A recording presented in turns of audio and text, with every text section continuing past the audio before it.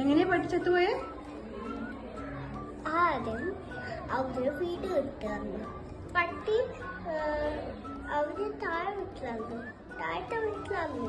പിന്നെ അവിടെ ഞാൻ കുത്തുവച്ച് ആ വീട് വിട്ടിട്ട് വേറെ ആൾക്കാർ കൊണ്ടുവന്നു. പിന്നെ വീട് കെട്ടിക്കഴിഞ്ഞിട്ട്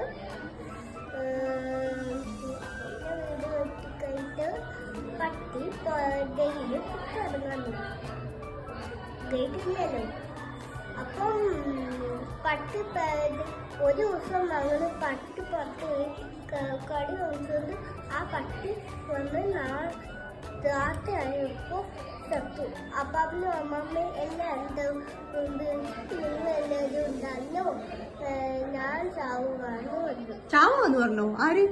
ചാവാന്ന് പറഞ്ഞില്ല. പിന്നെ അത്